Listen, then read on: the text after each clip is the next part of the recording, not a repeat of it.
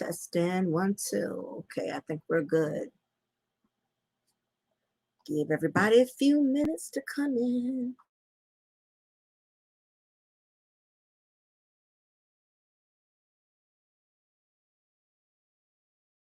Okay.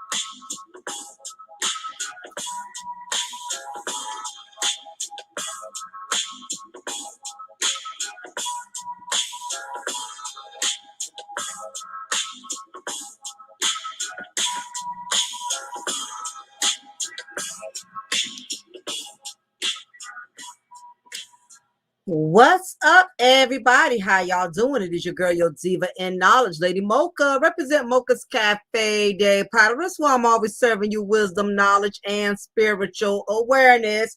Big ups to all of my subscribers. Again, I want to appreciate y'all. Take the time out to thank y'all for y'all support. A lot of y'all have been reaching out to me since my job termination, and I definitely want to take the time to say thank you. I appreciate the words of encouragement.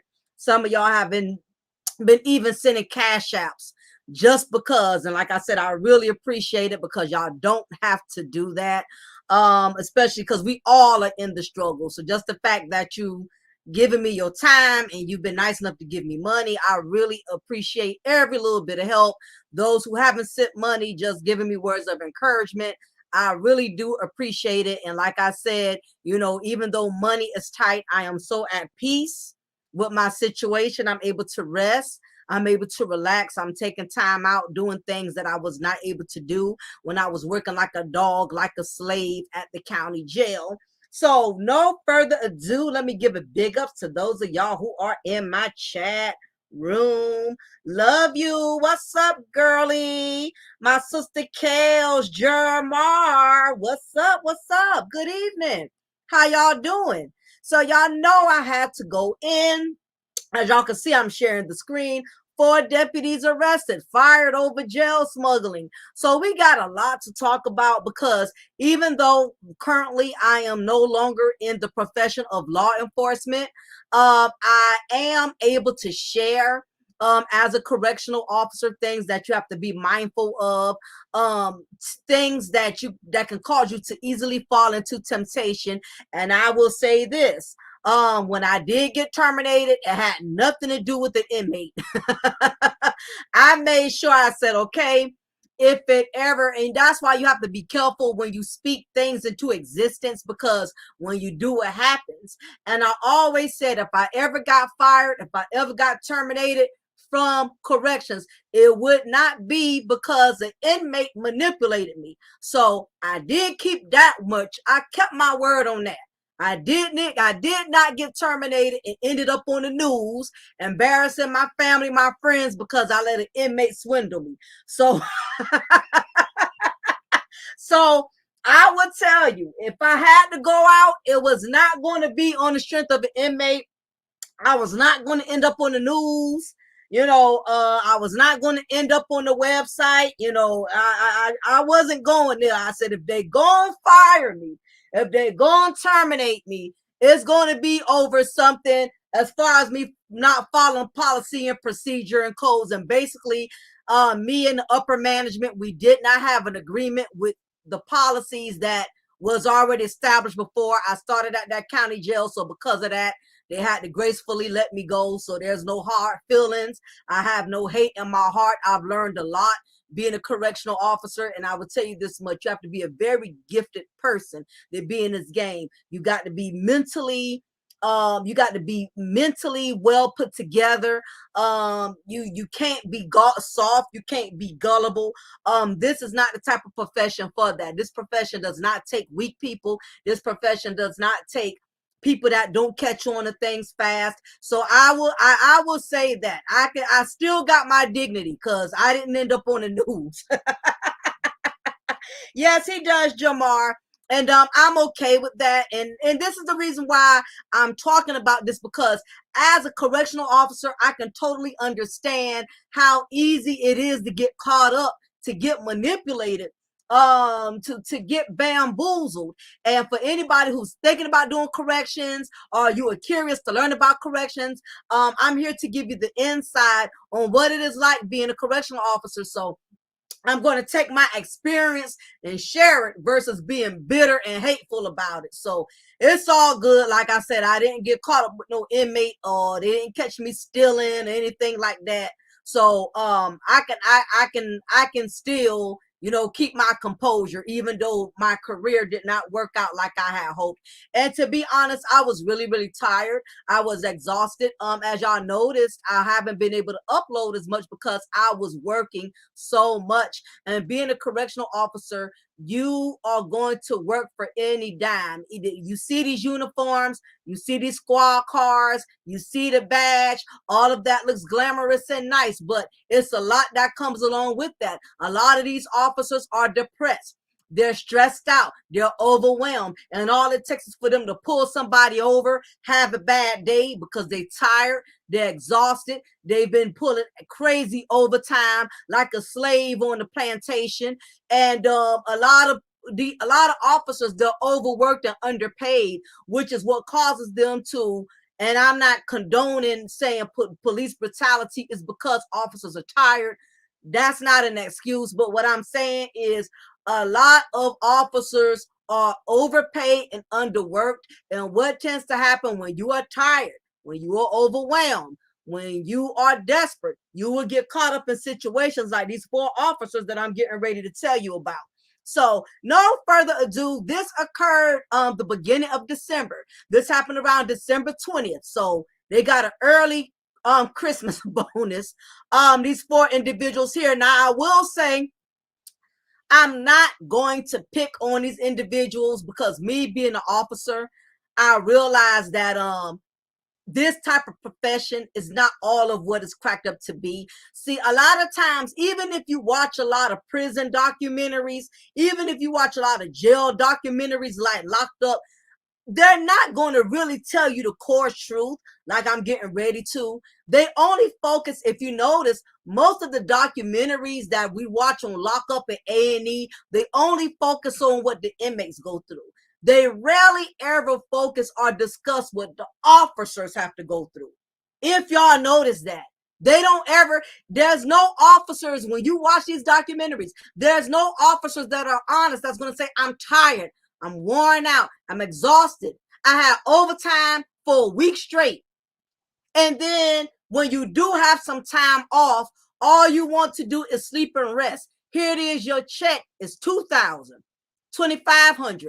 I can't lie and say I didn't make good money. For me, I made good money. And a lot of people say corrections officers don't make good money, but it depends on your lifestyle. Me, I don't have a bunch of kids I got to take care of, so most of my money went to me. So sometimes, even if a person is only getting $13 an hour, depending on the responsibilities that person has, $13 an hour is a lot of money for somebody who don't have a bunch of goddamn kids, who don't have a bunch of goddamn debt, car note, house note, mortgage.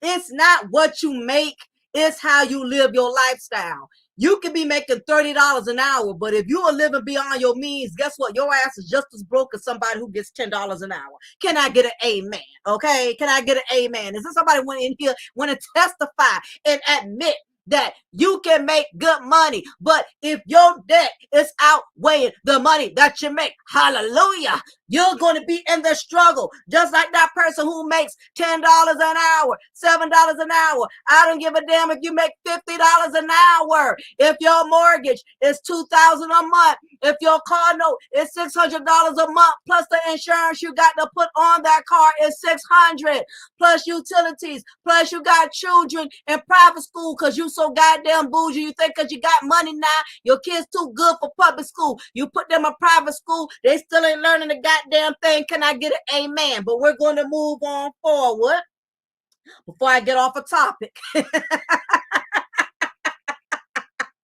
So let's talk about it, y'all. Let's talk about these 4 deputies that was arrested. Now, this happened in Augusta, Georgia. Augusta, Georgia is like 2 hours away from me in the Chatham County area. So this happened kind of right up the street. It didn't happen too far. So 4 deputies have been arrested on suspicion of supplying Richmond County jail inmates with contraband, according to the Richmond County Sheriff's Office. The arrest is announced Wednesday, came after Charles B. Webster Detention Center was put on lockdown and visitation was restricted as a result of the investigation. It all started when investigators with the Richmond County Sheriff's Office received information Saturday that employees assigned to the jail were providing inmates with contraband. This agency immediately initiated a criminal and internal investigation into the allegations. This investigation remains active. As a result of the investigation, 4 deputies have been arrested. So here we have Mr. Jaquan T. German, who was charged with violation of oath by a public officer and unlawful street gang activity. Lord, every time you think you got it bad, it's somebody who got it worse than you. Lord have mercy. Next, we got guess what? White people aren't exempt for being corrupt either. We have Mr. Hunter Piper. He was hired June 1st, 2019. So he's been in the game for about 3 years. He was charged with violation of oath by a public officer. We also have a sister, Gabrielle Anthony. She was hired August 7th, 2001. She was charged with violation of oath by a public officer. Then we have Mr. Jackie Campbell. He was hired. Been in the game also 3 years. He was hired April 20, 2019. He was charged with violation of oath by a public officer. German, Piper, Anthony, and Campbell have all been booked and committed on jail on the listed charges, all felonies. All 4 deputies have been fired effective Wednesday, according to authorities. In addition, Richmond County Sheriff's Office personnel conducted an extensive sweep of all housing pods in the jail. That operation yielded contraband in form of multiple homemade weapons, shanks, cell phones, tobacco products, homemade alcohol, pills, and synthetic drugs. 23 weapons were seized, 19 shanks, and 4 clubs.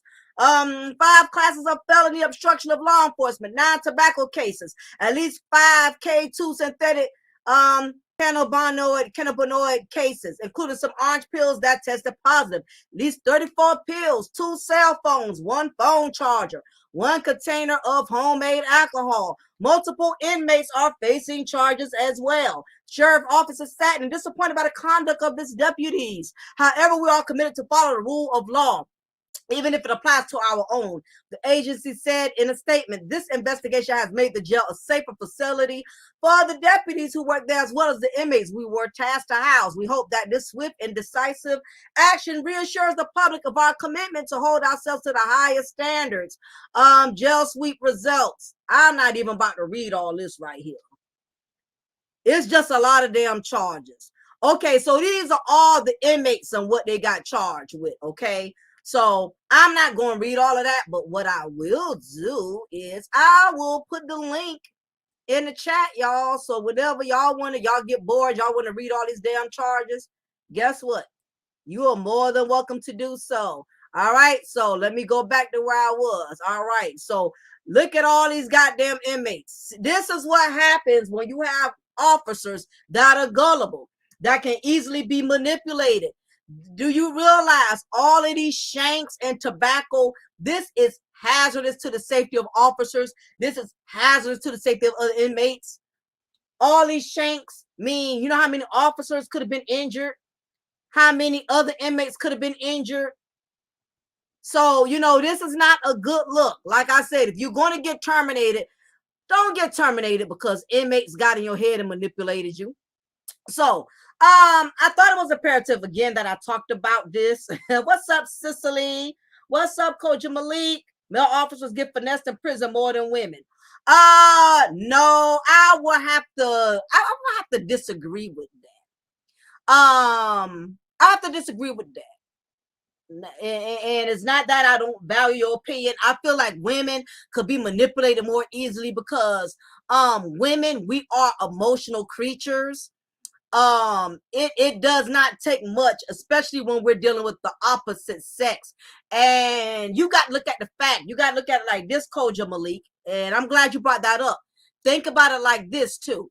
Most male officers, they only deal with men. Women could be tempted by both male and females. Now, I do believe if you had male correctional officers that were in supervision of female officers, then it would probably be way more male officers. And then also too, I believe there's more male officers that outnumber female officers. So it can be looked at either way. I'm not saying your point is right or wrong, but it can be looked at either way. Corrections aren't for everyone. Me and you both can agree on that. Male officers get finessed for different things outside of sex. Yeah, you're right, Koja. You're right. You definitely know this field. You know the game. So I'm glad you're here. So you can also add some input into how this correction thing works. Now you have to realize, two of these officers, the lieutenant, which is this black guy on the end, and this guy right here, they've been in the game since 2019.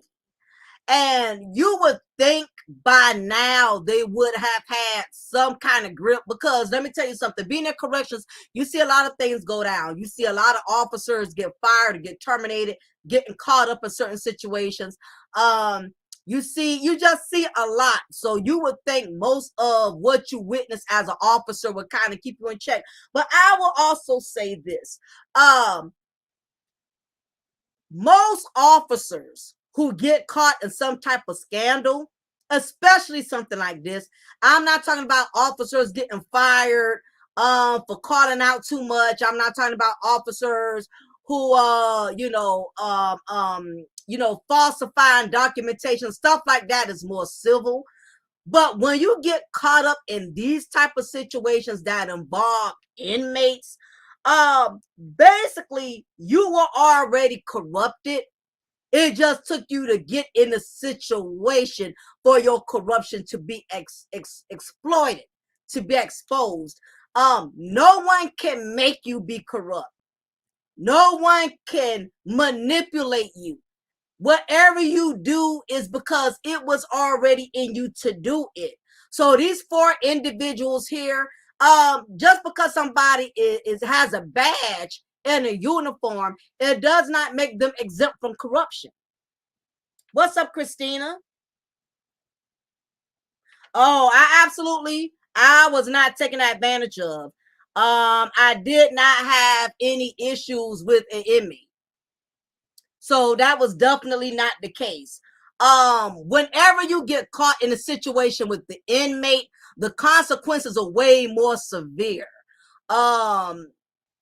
It's more than just it's more than just a simple write-up and you're terminated.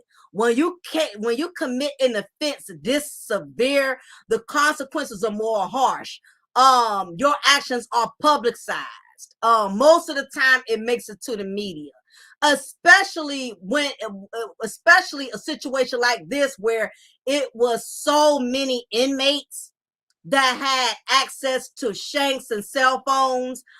So I've never, no disrespect, but I've never had that issue, and I've been very transparent. I'm not one who comes on here acting like I don't make mistakes. I've never did anything wrong, but I've never gotten caught up with inmates. That was one thing that was not a weakness for me. Everybody has different weaknesses in this type of field. Your weakness may be you like money.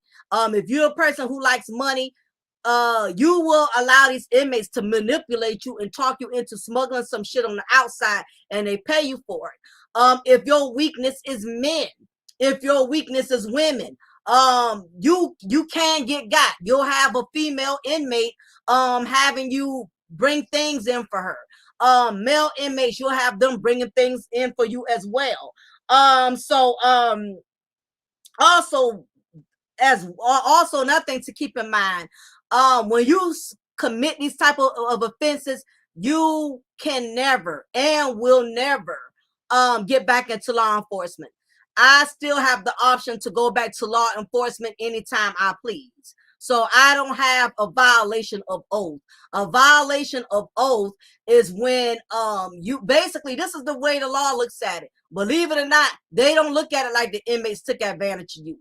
They look at it as if you took advantage of the inmates, because in actuality, you are supposed to be the HNIC. All right. It's kind of like if you are a child care provider and you are over children. If that child, God forbid, sticks their finger into a socket and electrocute themselves, even though we know children are going to do things, right? We know children are going to mess with things. We know children are going to do things, but guess what? They still going to look at you, because at the end of the day, you are supposed to be over that child's well-being. You're supposed to supervise that child. So it will always, I'm going to tell you this, it will always be the inmates. It's going to always be the officer's fault. It don't matter if that inmate paid you. It don't matter if that inmate talked you into it. It don't matter if that inmate deceived you. They're going to automatically say it's your fault. Bottom line, you can't, when it's time for you to get in the office and you're being investigated by internal affairs, they're not going to care if the inmate persuaded you or manipulated you. The questions they're going to ask you is, what did this inmate, what did you do? How did this start? How long have you been doing this? They can care less. Oh, what the inmate did is going to always be your fault, period. Because once you sign that contract, and part of the policy is, one of those rules are going to be, it tells you in that big ass handbook that's thick like a Bible, you cannot fraternize with inmates. You cannot smuggle in items for inmates. Believe it or not, they drill that inmate shit more than any goddamn thing. They drill that more than anything.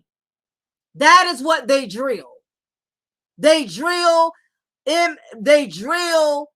officers fraternizing. They have, that's the biggest issue that a lot of these correctional institutions are having. A lot of officers become way too comfortable and complacent with these inmates. And you have to realize, you are around these grown men, grown women for 12 hours, sometimes 16 hours. You are around them more than your own husband, more than your own wife, more than your own family. You basically serving time with the inmates. What's up, Lakeisha? The officer is in a position of authority and always responsible. Totally agree. Totally, Koja. Lakeisha, what I see, Mocha is attractive. These men ain't had none. Of course, they get turned on. That is definitely a factor. If you're a man that's not used to getting attention from women, you can easily be manipulated by women. Also, and I think Koja mentioned it on the last, I think Koja mentioned it the last time I was talking about this. The problem with male officers, and I had to train a male officer. And the first thing I told him, because he was a young guy, stocky guy, he's been in the military, he had discipline, most military people do. But I noticed when I was training him, some of the guys were trying to size him up. Some of the guys were trying to size him up. And young male officers, when I mean young, those under the age of 30, they're more likely to be tried, because you got to realize you got all these inmates that are around their same age range. If you're going into corrections as a 25, 26, 27-year-old black male, what are the predominant race and age of males in a correctional facility? Just give me one guess. I'll let anybody in here, just one guess. If you are a rookie, just play pretend with me for a second. You are a black male and you're a rookie. You're 26, you're 27. Who do you think is going to be the majority of inmates that you're going to be in contact with?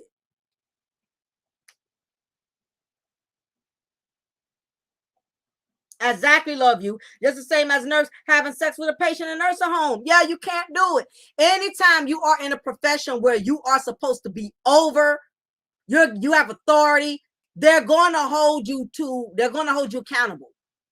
You can't be a nurse and you fondling and having sex with patients. Oh, believe it or not, a lot of nurses got fired behind that. Yep. You spend every holiday with your and that's what I don't miss about corrections. I would have missed Christmas with my family. I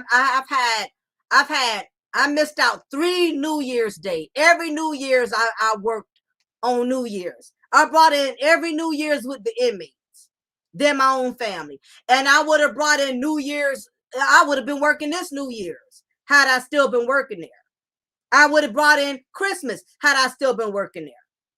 I wouldn't have spent Christmas with my husband, all my New Year's with my daughter, my family. I wouldn't have got it.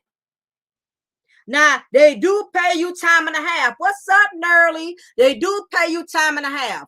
But what's the good of a $2,000 check? You getting $2,000, $2,300, but you so damn tired, you don't even want to spend your money.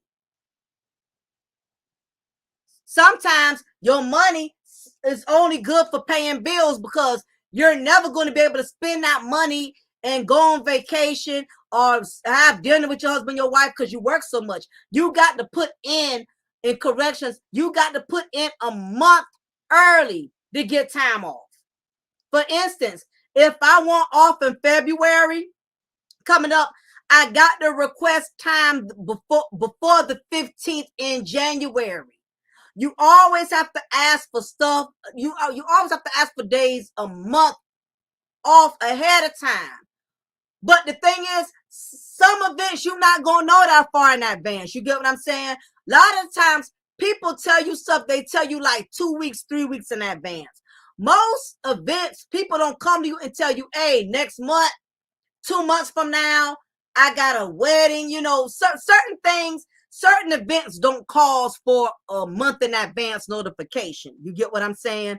You may have a friend or you may have family that say, hey, we want to throw a party for grandma. We're going to throw a party next week. You can't go, because as a correctional officer, you would have had to put that in a month in advance. You're going to miss out on a lot of events and occasions with your family, because people don't always invite you to stuff a month in advance, if that makes sense to anybody.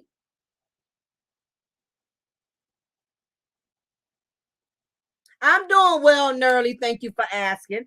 This is what ended up happening. Now, I'm looking at these 4 individuals, and I would say anytime you come into corrections, it is a very rewarding feeling. The fact that you were chosen, the fact that you were selected out of many candidates. It's hard to get in corrections because a lot of people got records.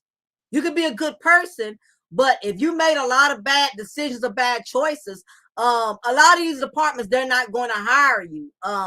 Corrections is a very unforgiving field. Law enforcement is a very unforgiving field.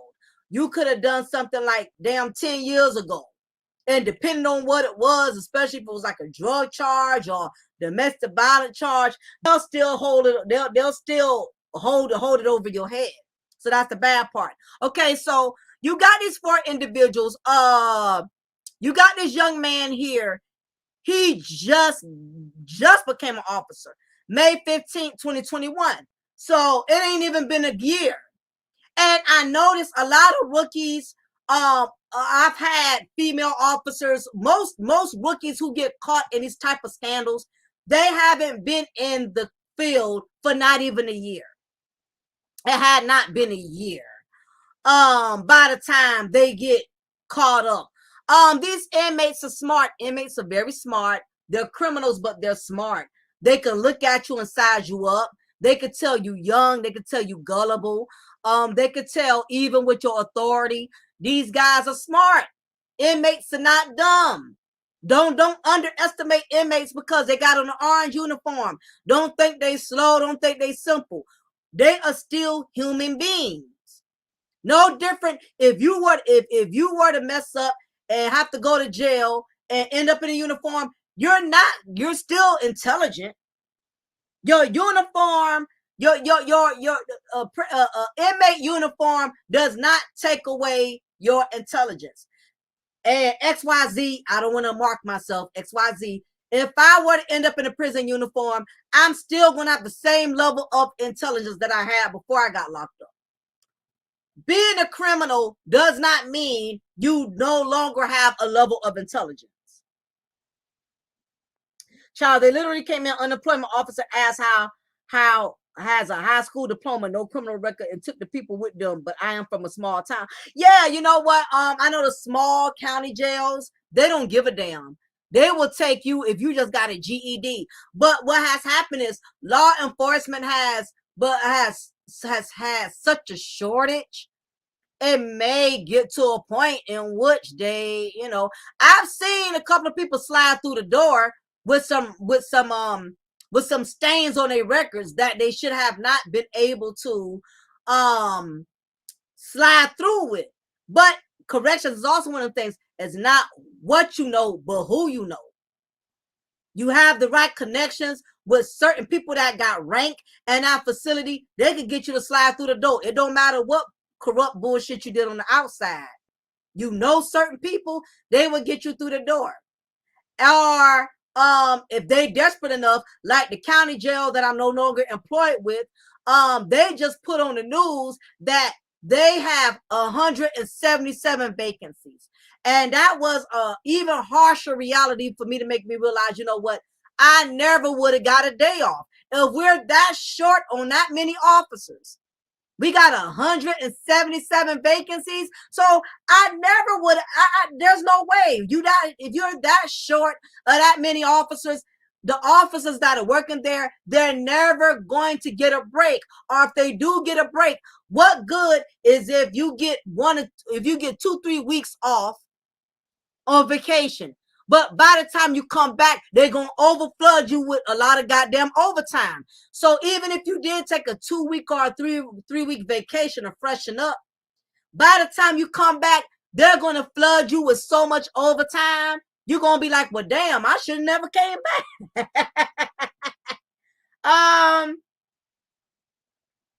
Exactly, Nerly. Yeah, so a lot of rookies, as I stated, this young man here, he hasn't been in the game that long, and by him being young, he basically 9 times out of 10 Koja, and you said this before, he homeboyed those inmates in there.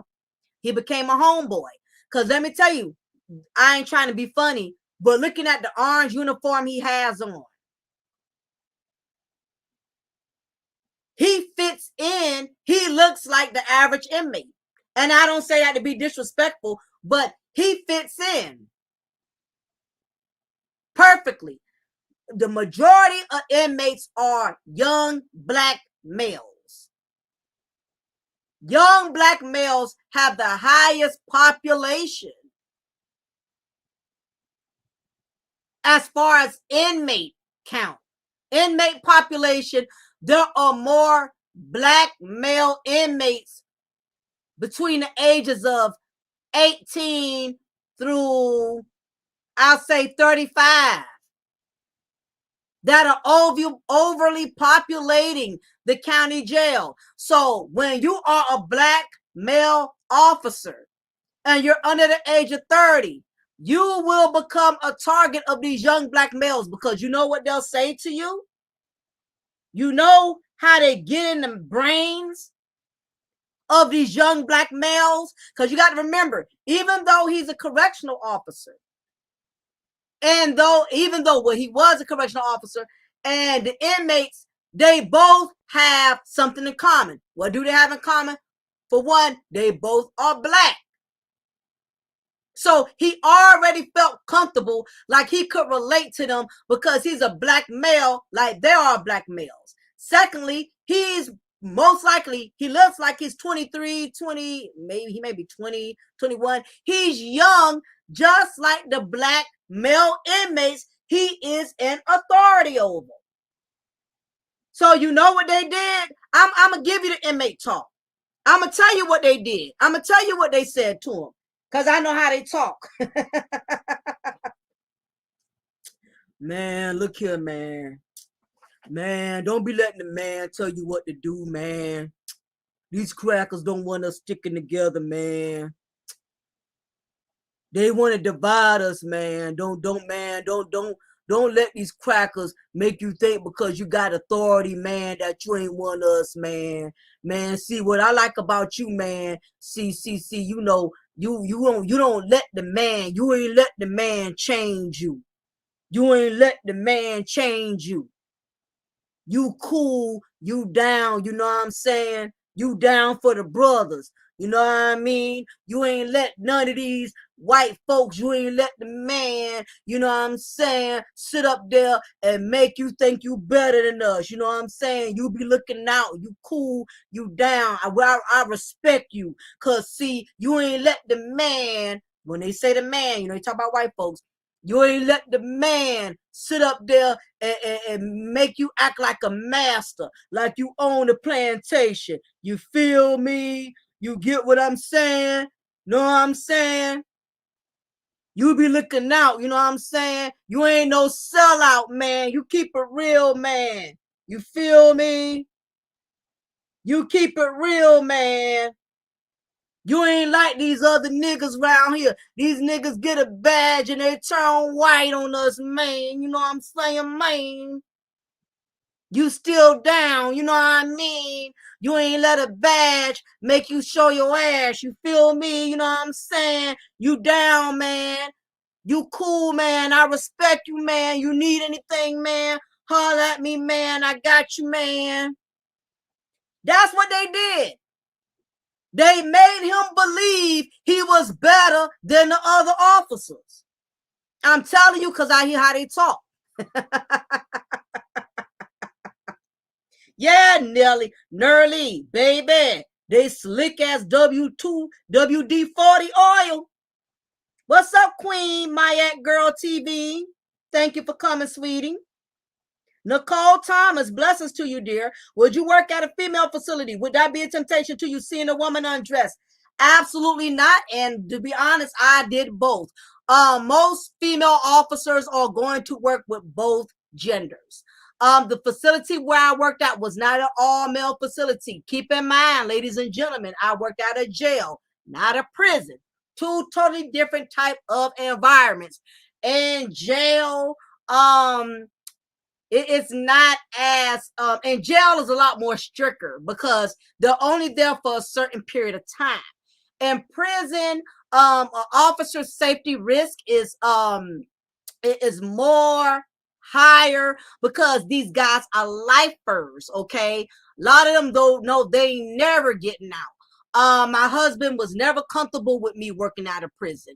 He will never allow me to work out of prison because he knows most prisons have lifers, guys who got nothing to lose, that are going to be there for the rest of their life. So I was not allowed, and I'm still not allowed to work out of prison. My husband would never let me go for it. It's not going to happen. But I did work with women. And I will say this, I had a lot of respect. That was not my problem working at the county jail. I never had an issue with inmates. That was never a problem.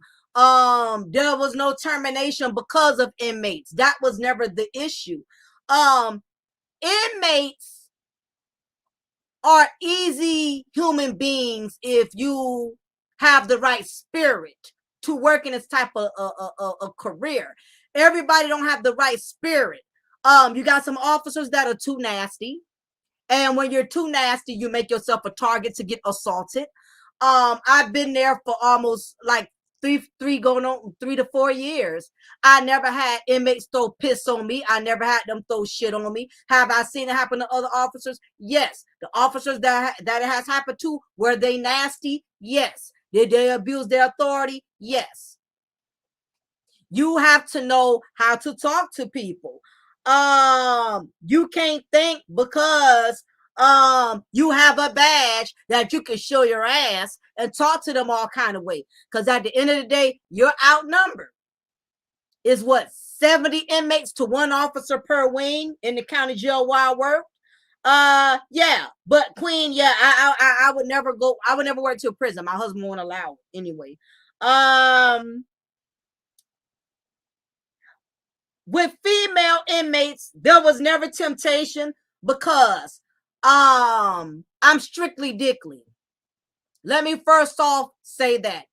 No disrespect to the community, to the Reading Rainbow. I am strictly dickly. I like penetration, okay? Masculine penetration. Let me correct that. I am not into women. I don't get turned on by women. I don't have desires for women. I just don't have that type of desire. I do not want to be nowhere near a woman's vagina. I am nowhere near interested. I'm no near fascinated by it. I'm not curious about the Kit Kat.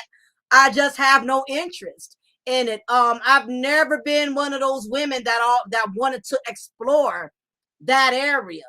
I don't knock women who have done it or who enjoy it, but I don't like women at all. Matter of fact, I can't stand women, to be frank with you. I cannot stand women. Women are very emotional. They're dramatic.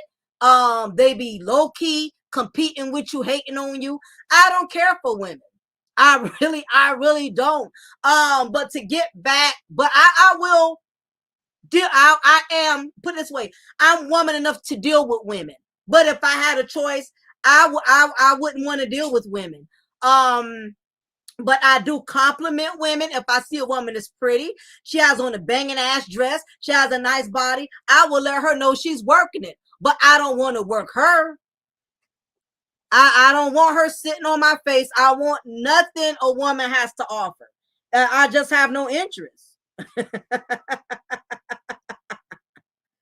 Yeah. Female inmates, I got along with them very well. But female inmates are more manipulative than male inmates. Men, once you tell them no and you shut them down immediately, a male inmate will get on about his business. Like, okay, I know she not going there. Females will keep trying you. They'll come up with all kind of stories because they feel like, because you're a woman, and if a female inmate knows that you're married, a female inmate knows that you have a child, she's going to try to play on that. I need to call my baby daddy. I know I overslept and I missed rec time, but I need to call my kids. I need to check on my kids. They will try to play on your emotions. Okay. Females will do that. They will manipulate. When they can't have their way with you, they know what words to say to piss you off. I've been in situations, that hasn't happened a lot, but I've been in situations with female inmates who I would not kiss their ass. I would not do what they wanted me to do. So because of that, they would attack shit that was personal to me. Because the truth of the matter is, no matter how secretive you try to be, inmates are able to figure out stuff. If you say my daughter, my son, okay, they know you got a child. If you say, well, I got to go home and cook my husband, they'll ask you something like, so officer so-and-so, what you gonna cook when you go home tonight? What you plan on cooking? I said, I'm gonna make my husband something to eat. You know, they can pick up on certain things, and because you can't be but so discreet. You are a human being. You can't be but so personal. There's nothing wrong with giving them general information. There's nothing wrong with saying I'm married or I have a son, but they don't need to know who your husband's name is. They don't need to know where your husband works. They don't need to know your daughter, your son name. They don't need to know what college, university they go to. They don't need to know nothing specific. General talking, that's fine. But what female inmates will do, when they get mad with you, they'll say shit that they know would emotionally sting a woman. Like I had when I got mad with me one time, and she was like, because I work night shift a lot.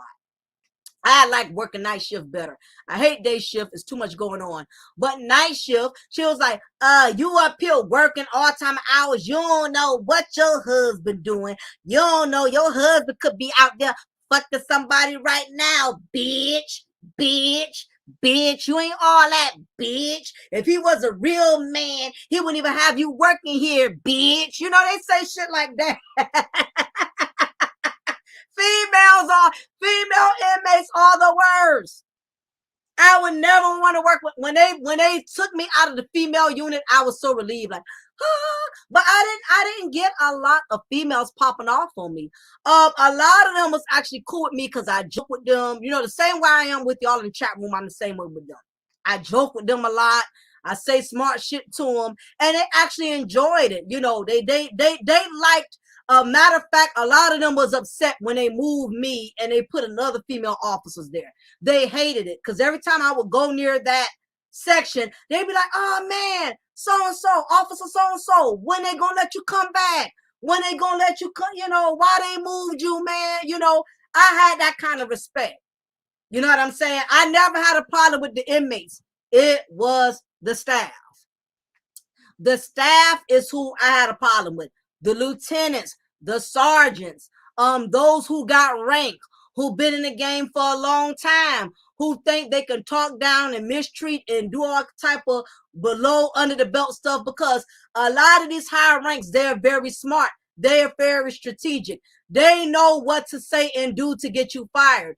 And the main thing as an officer that you don't want to do is you don't want to make too many enemies with those in higher rank, because they will band together. They will band together and find a way to get you excluded. They will find a way to terminate you. They will, any mistake you make when you get too many higher ups that become your enemy, you make yourself become a target, because at the end of the day, you're a human being. You're going to make a mistake. You may miss and let an inmate get one extra tray when everybody's supposed to get one tray. You may make a mistake and not lock them down 3 minutes late or something like that. Once you become the target of somebody in higher rank, once they don't have a liking for you, it does not take much. And that is what happened to me in my position. When you are the type of person who speaks your mind, and I am cursed with that.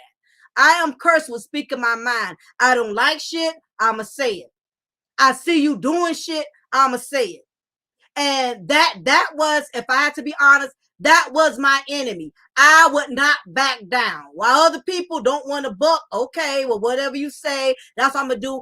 I would always speak my mind. And that is one thing I am training and trying to train myself to learn, that you don't have to have an opinion about everything.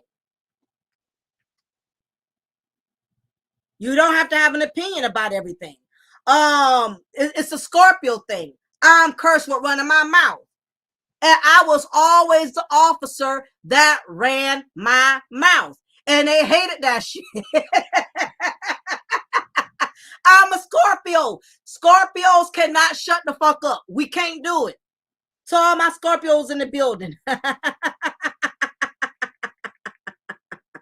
Life kicked, and I realized how unsafe it was when they closed a small place down. I didn't want to go to another prison. I totally get you, Coach Malik, because that's how I am. If they called me back today and said, you know, we willing to work out our differences and let you come back, I would not go back. Absolutely not. The problem with a lot of these correctional facilities, there's more chiefs and not enough Indians. And the thing about it is, you would think because places like these prisons and these jails, because they have so many turnovers and they have such a significant short staff, they would be trying to hold on to as many officers as possible. Now, when you do shit like this, I could understand they got to terminate you because you have a high risk. Now, You're a high risk factor. Yeah, Angela, we don't know how to shut up, do we, girl? Do we? Scorpio women, we are the worst. We talk too damn much. I'm gonna let you know that's what got me up out of there, because I ran my mouth. I wasn't humble. I didn't just, okay, if that's what you, okay, I'll go along with that. If that's what you say, I kept challenging rank. And I will admit, that's something I would recommend a lot of you not to do. If you get in corrections, don't challenge rank, just quit. I kept challenging rank. That was one of my biggest issues. Don't challenge people who've been there longer than you, because they know the ropes. They know what it takes. They know what they can do. They know the game. And unless your rank is higher than theirs and you know the game, don't go in there challenging. That's kind of like being a fish and you trying to challenge a shark. Don't challenge the sharks when you are just a guppy, you know what I'm saying? Don't challenge the sharks. The clicks, I have seen the stuff they do, and it doesn't surprise me when some people go postal, because the stuff they do when they decide that they don't like you is hard. Yeah, absolutely. You have to be a very strong-minded person, because again, a lot of these higher ranks in the police force, a lot of them got bonds. You have to realize a lot of them been working together for years. And when you're a new officer, you haven't even been in the game for 5 years. That's another thing, being in corrections. You got to be careful who you talk about. You got to be careful who you address your opinions to. A lot of these higher ranks, they know each other. They come on these jobs acting all professional and bougie with these badges and these uniforms. But once they clock out, they having drinks together. And let me tell you something. A lot of officers are screwing each other. Believe it or not, it's more officers smashing officers than officers smashing inmates.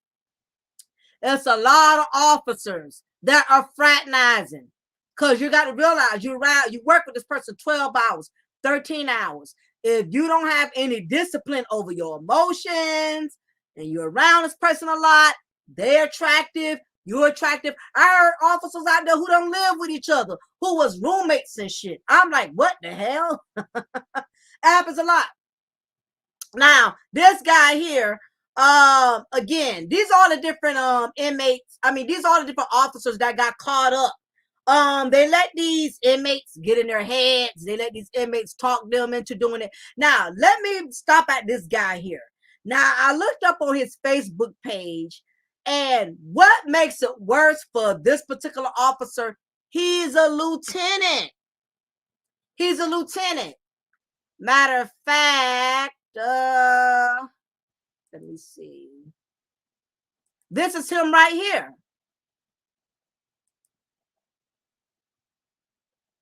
He's actually a lieutenant. So ranks don't make you less exempt from getting caught up in situations with inmates. Now, you can kind of tell the way he's posing. He thinks he's a little cocky. He has a little cockiness, you know. Little arrogance I'm sensing. And maybe he was one of the few that really thought he couldn't be touched, who thought he couldn't get got. Yep, he looks a little sweet too. I agree with that, Christina. But you know, they call that sweet look. That's the high value man look. That's what I heard. Anywho, yeah, he's a lieutenant. He's been in corrections since 2019. So it's worse for him because he actually had rank.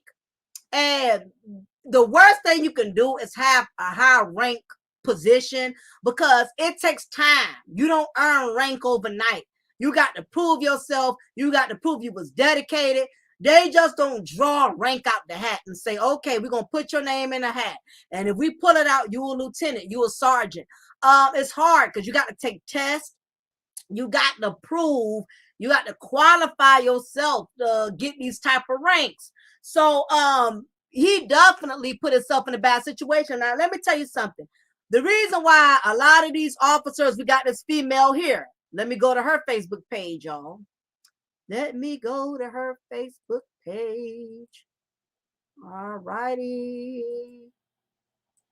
All right, we got Gabrielle Anthony, who's a mother who got caught up in the scandal. She looks young. So young women are definitely more prone to getting caught up with inmates. Especially, let me tell you something. If you are a woman who loves attention, don't get in law enforcement. Especially don't become a correctional officer. If you love attention, this is kind of an indication. She loves money. So we have an idea as to what caused her to get caught up, because these inmates pay officers to smuggle in money. They pay you. They got this thing called Cash App. These inmates will Cash App you money. Okay? So, if you have a weakness with money, they'll definitely get you. This is the other young man who's been there since 2019. He seems young himself. He seems like he's still a little immature, so no wonder he easily became a target. He's still young. He didn't know the game, but hell, you got old people who get caught up. Then we got the other officer. He's a young man as well. He's young.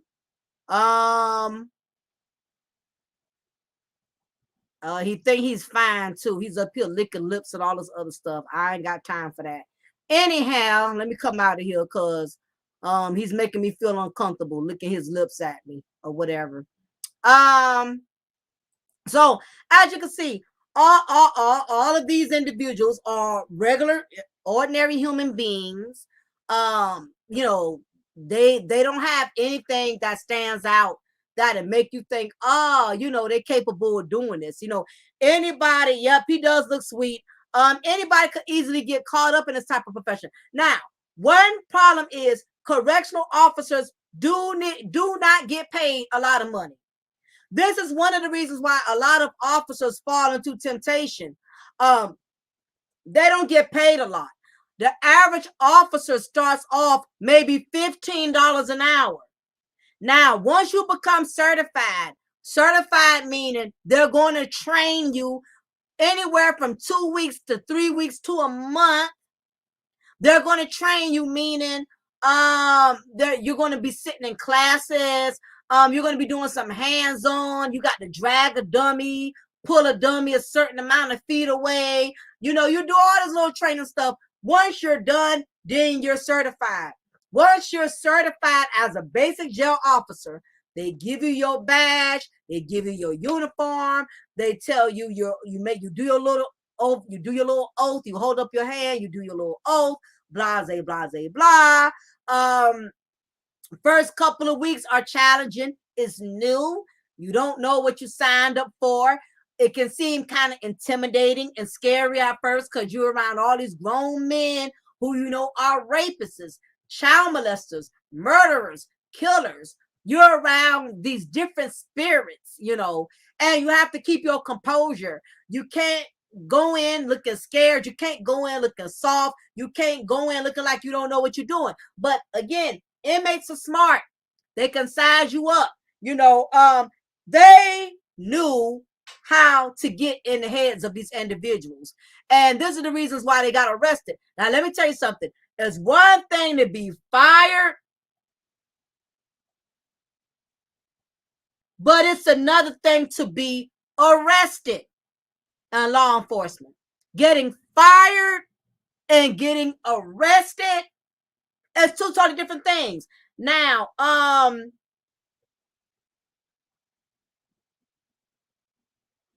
unfortunately, a lot of females like Gabriella get caught up. For one, they are young. Most young women like attention. Which one of y'all did y'all I know most of my subscribers, did y'all catch my last upload when I talked about the For My Man episode, the Brittany Murphy? She was new in corrections, how the inmate got in her head. This is nothing new.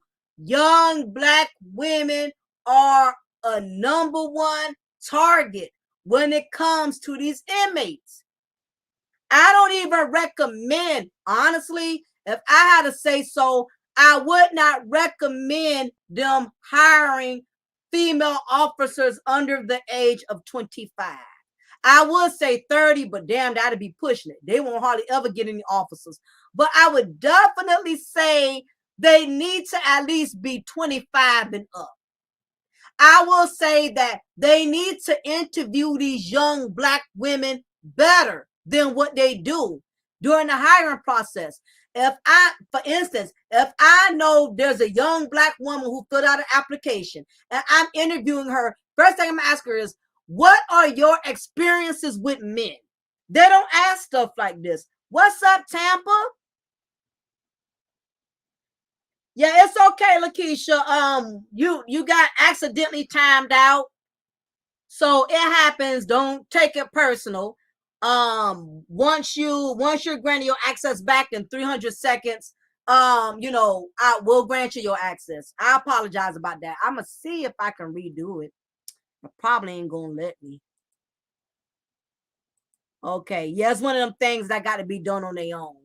Yeah, so it happens sometimes, Lakeisha. Every once in a while, we'll miss and block somebody because when you're on your phone, you scrolling down, reading the comments, and when you have a wrench, people with a wrench, they can easily miss and block somebody because you're scrolling down. I've done it on a couple of panels. I've done it on Reg panel. I miss and block somebody just scrolling with my thumb, reading the comments. They don't ask, they can't ask stuff like that. Literally will be sexual harassment. But see, Kojak, what I'm saying is it should be a way for them to ask.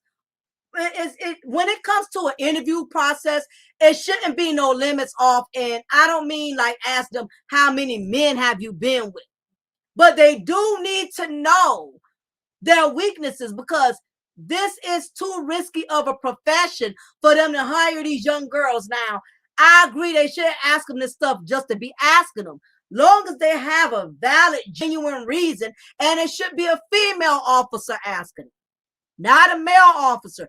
Female officer should be asking these young women, how much experience have you have you been in many relationships with men? A female officer needs to ask them these type of questions because I would rather them feel like they getting asked personal stuff than for these young women to get hired, get certified, get a badge, let an inmate get in their head, and here it is. This female becomes she's used as a target for the safety of other officers because they used her in addition to 3 other men to get access to cell phones, to get access to shanks. These young women, a lot of them don't have experience when it comes to dealing with men. But I get what you're saying, Koja, but I really think they need to change the game on that. They need to let these older female officers ask them. They need to let these older female officers ask them, hey, have you ever been involved in relationships with, older guys, just simple things to kind of mentally know where their head is at. Because if not, these young women are going to be infiltrated. They're going to be used as a pawn. I would rather a young Black woman be asked a lot of uncomfortable questions up front than end up like this. You can look at her and tell she really did not know what she got herself into. And I know, unfortunately, it is not allowed. It isn't. And to be honest, Kojak, they really don't care. Koja, they don't care. The problem with corrections is they're just looking for a body. They're looking to fill the staff. They don't care anyway. They're not going to go that far, like you said, because of lawsuits. And also because they're so short-staffed, they don't care. I'm starting to notice a lot of young Black women are getting hired. A lot of young, and the reason for that is because most young Black females, they don't have a record. Young Black males, most of them got records. So you'll see them hiring a young Black female before they hire a young Black male, because that young Black male, 9 times out of 10, he's committed some type of criminal offense. And that's just the truth of the matter. What did I do? I'm not one of the Read the Rainbow if you in the chat. No, Lakeisha, you accidentally got timed out. That's what that was. So no, don't take it personal. It happens, like most of my moderators, we're not we don't patrol too much of what people say. It's mostly when they're doing a lot of spamming and stuff like that. But it was an accident, so yeah, don't take it personal. Because like I said, most of the people who got my wrench, we not picky. We ain't always blocking people because they got a difference in opinion or anything. So it was just an accident. But a lot of officers, they don't get paid a lot of money. It's easy to fall into temptation because you don't get paid a lot of money. Some of these facilities, they start off paying you $15 an hour. Hell, you can get that working at McDonald's. A lot of times by the time you get 17 and 18, by the time your wage increases, you are going to have to put at least 2 to 3 years. And I would tell you this, the more you make, the more money they take. They tax you pretty heavy. A lot of my paychecks used to be, close to $2,000, over $2,000. $500-600 was getting taken out for taxes. If you're getting benefits, you're getting life insurance, you're getting medical, you're getting dental, you're getting vision. That's $200 out your check right there on top of the taxes. So it's definitely, you don't always get what you deserve, unfortunately. And that's probably one of the reasons a lot of these officers fell into temptation. These inmates was paying them big money. For it to get this far out of hand, the inmates was paying them big. Inmates could get you $500 within an hour, and you got to at least put in 5-6 hours. By the time you got to put in at least 5-6 days by the time you get $500. I think the average officer makes $100 a day, $150 a day, something like that. So you might have to put in about a week, at least 3 to 4 days. These inmates, what they were doing, they were paying them. Once you get addicted to that fast money, it's hard to stop. It's like being a drug boy. You tell yourself, I'm gonna do this last drop and I'm out the game. First time you did a little drug trafficking, it was a little weed, it was a little meth. That first hit, you might have brought home about $2,000 just for dropping some drugs off in the next county. So it's like, okay, man, shoot, I made all that, and all I had to do was a 30-minute drive, and I came back with $2,000. So you do it another time. Because a lot of these drug dealers, they groom you. They let you do little small stops and they pay you. Then they up the ante because now they know that you done got hooked on making that fast, quick money. So now you went from traveling just one county. Now big man calls you back. Hey, I got another delivery for you. If you drop this XX amount of pounds off to Miami, I'm gonna give you $5,000. You thinking, shoot, man, that's only a 2-hour drive. I got these bills coming up, car note coming up, that coming up. You thinking, shit, I got away with it the first time. Shit, I should be able to pull it off. Miami only 4 hours away. I'm getting $5,000 to make this one drop. But it's a lot that can go wrong in them 4 hours when you driving.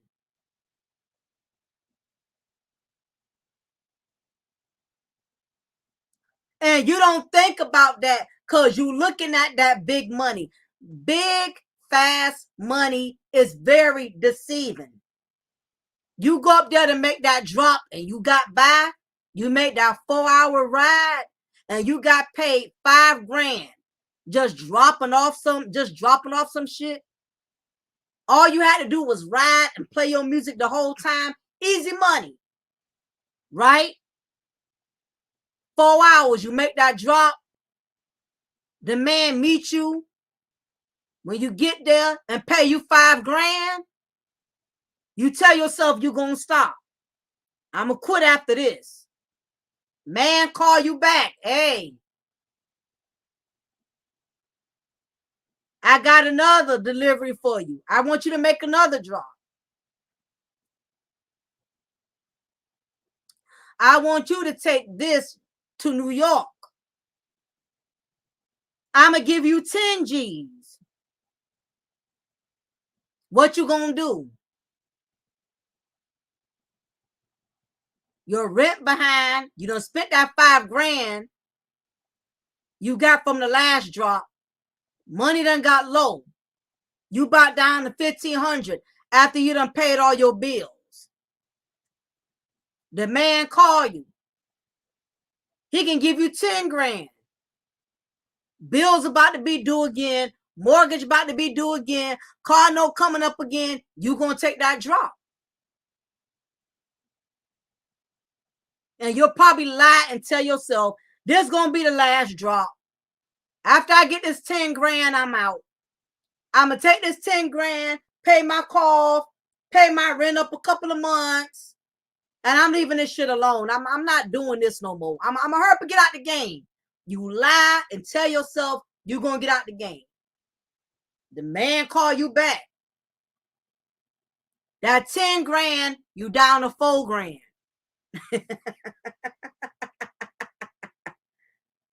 Come on. I want y'all to be honest. You in the game. Now, if you turn the game down from the beginning, you excluded from this conversation. Let's pretend you in the game. Let's pretend you done made that first drop. What's up, CC Rose? Blessings to you, dear. Now, the man, come on now. We all grown in here. We all grown. I ain't going to tell on you. I ain't part of law enforcement no more. Listen, you done made that you made $10,000 taking out 4-hour ride to Miami. When you came back home, you chilled for about a week. You done caught up on your car notes, your mortgage, 6-7 months paid up. You was able to go to Ruth Chris and order some steaks and lobsters. You done have some oysters. We not gonna play in here. Let's keep it real. Come on, we in this drug transaction together. We doing this together. I'm like Nino Brown. If I got to go down, all y'all going down with me. I'm snitching on everybody. We gonna get to that part, Kojak. That's why I'm using Koja. That's why I'm using this as an example. All right, now you done made your 10 grand, like I told you. You done made your 10 grand. You down to 4 grand, right? The man call you back again. Hey, I got another drop for you. If you can drive to New York and make this delivery for me, I'ma give you 20,000. You ain't gonna take that.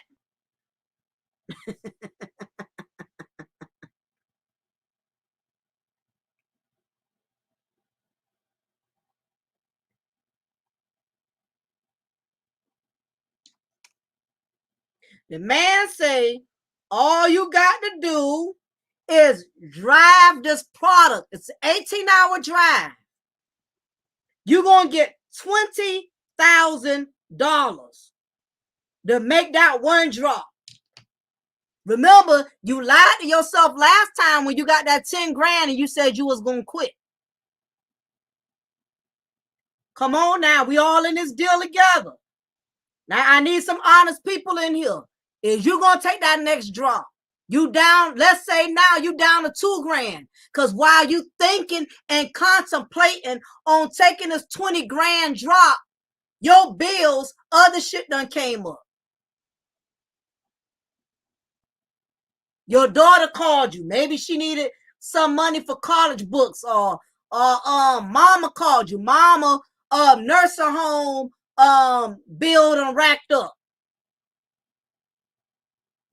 No, we're talking about right now. What's up, Datorian? Thank you for the $10 donation that you sent me the other day. Thank you so much. I appreciate it.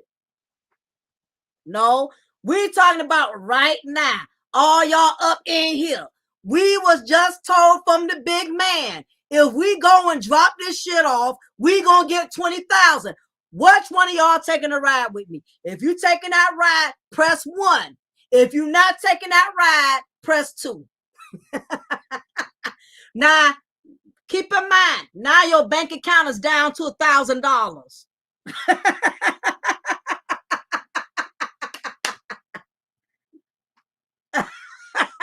Love you said no. Okay, now, most people who want to keep their freedom would not take this option. But the reason why I use this as an example, and it's funny, but it's not funny. This is how these officers got infiltrated. You try to tell yourself from the beginning, you just gonna do something one time, but the stakes get higher. That's the point that I'm trying to make everybody understand. These 4 deputies, once you open the door to helping an inmate, there's no turning back. Once you start, you can't stop. Once you open that door and you give an inmate, you do a favor for an inmate, you will never be able to get these jokers off your ass. CC Rose, I ain't gonna lie. I probably that second time, but it's like, after a while, I was like, wait a minute, it's too good to be true. Something is going to happen. You just know something is going to happen. And in the jail where I worked, a lot of people got caught up for drug trafficking. People who've never been locked up before. Those drops ain't no joke. When people tell you they can give you 30, 40,000 to make a drop. As much as you travel back and forth, police never pull your ass over. This the one time your goddamn tail light out, some dumb shit. Now you getting pulled over. You want to piss up on yourself because you know you got a bunch of stuff in your trunk. Denier.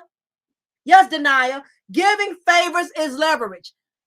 Whenever inmate comes to you, especially if you're inexperienced, and they come to you and they say, look here, they do small stuff. Small stuff. They may ask, could they borrow your pen? Most correctional facilities tell you, don't give an inmate a pen. Inmates already have their own little personal pens or whatever. They give them little short, little tiny pens, that they give that you use when you playing lotto. They don't let them use pencils. They get the little short pens that bend. They're not comfortable to write with, but when you're an inmate, you don't get to choose your comfortability. Starts off with little things. They might need to borrow your pen. Not a big deal. Hell, I've done it. I let them use my pen, but I make sure that they get that shit right back to me. Or I don't give them my pen through their cell. If they got to write something down right quick while they at my desk, okay, no big deal. They'll go from wanting to borrow a pen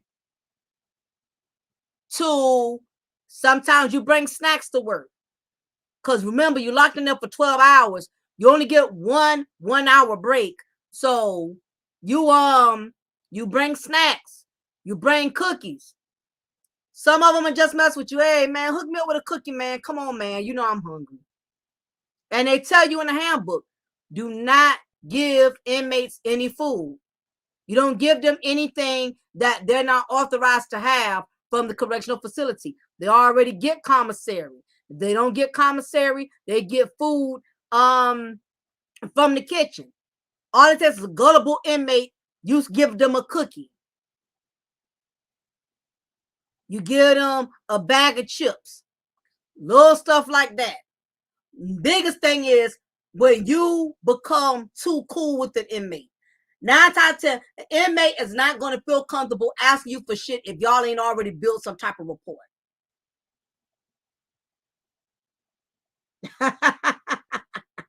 I don't want to set a bad example, but then if you're going to work for yourself, exactly. The Torian, yes, because they can hold it over your head. They can have somebody on the outside see you at home and threaten you to continue to do it.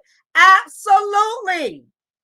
Yeah, that's why that's why the pins they got now, they're making it less and less and less and less, they giving them less and less, they giving them more and more bullshit BS to work with. Because so many inmates ruin it for other inmates. So now they got the little flexy, little tiny pens. You can barely even write with them shits.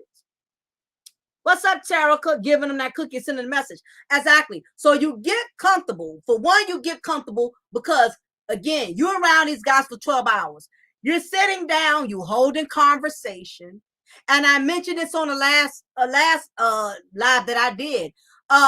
You cannot be in the company of the same inmate too many times. Eventually, you'll forget your position as an officer. You'll forget. You and this inmate is constantly coming around you. He's constantly coming to your desk. He's constantly, when you're standing outside, when they're doing rec, he ain't playing basketball with the inmates. He up there talking to you. He holding the conversation with you, sizing you up, working on you. How you doing, officer? How your day going? How you feeling today? All these little short questions, which seem innocent and harmless, is basically to figure out where you are mentally. They want to know you're having a bad day so they can learn how to infiltrate. They want to know how you feeling so they'll know how to play on it. You know what I mean? So what ends up happening is we had a female inmate. A female correctional officer. She had became a little too well acquainted with some of the male inmates. Now, keep in mind, a man is still a man, uniform or not. Men can smell a woman's vulnerability. They can smell when you're lonely. They can smell when you don't get enough attention at home. They can tell some of these women, some of these young girls especially, they don't know how to keep their composure. They come to work looking sad. They come to work looking frustrated. They come to work looking down because you had an argument with your husband you had an argument with your boyfriend before you got there. You find out your baby daddy, he done remarried and dealing with somebody. You dealing with all, women, we are not the best of individuals when it comes to keeping our emotions in alignment. And a lot of these guys know that. Thanks to Torian for the $5 donation. Appreciate it. Yep, it's straight up manipulation. So they know how to play on that. As a female officer, you'll get comfortable. It's small conversation. All it takes is small conversation. What's up, Officer Johnson? How you doing today? I'm doing good.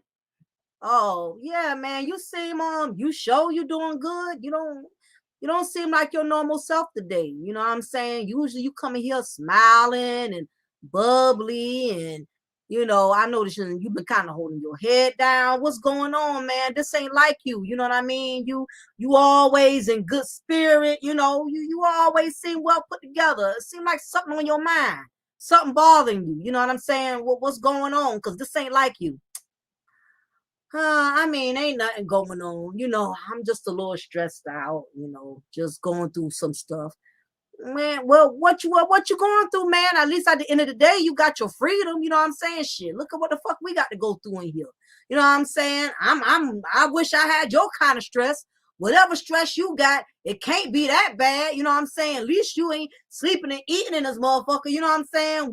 I got to deal with this shit every day. What the hell could you be going through that got you so stressed out and overwhelmed? What's going on? I don't feel, I can't do that. I don't feel comfortable going there. You know what I'm saying? This is my job. I don't feel comfortable discussing my personal business. Man, going with that bullshit, man. You know what I'm saying? Everybody got problems. You know what I'm saying? I ain't no different from you. You ain't no different from me. You know what I'm saying? Whatever me you discuss, I don't even rock with none of these niggas in here like that. Whatever me you discuss, that's between me and you. You know what I'm saying? You cool. You know what I mean? I ain't like these other niggas in here. That's their favorite line. I ain't like these other niggas in here. You know what I'm saying? I don't snitch. I don't, you know what I mean? I don't even roll. I don't even get down like that. Why are you trying to put me on the same level as these niggas in here? I ain't nothing like these niggas. You know what I'm saying? What's going on? What's going on with you? Well, I ain't gonna tell you everything, but yeah, me and my old man, we just kind of, we just kind of having some problems right now. Shit, problems? What kind of problems could y'all be having, man? You a beautiful woman. What kind of problems? Shit. At least he got a woman that look like you. What kind of problems could he be having with you? It sound like to me, sound like this nigga, he ungrateful for what he got. Sound like to me, he don't know what he got. But what's going on? You know what I'm saying? Well, he been tripping about me working all these hours. He getting on me about, I work too much. I ain't never home, you know what I mean? And it's just stressing me out. Now, meanwhile, keep in mind, while he macking and throwing this county jail game on her, inmates doing what the fuck they want to do. You get what I'm saying?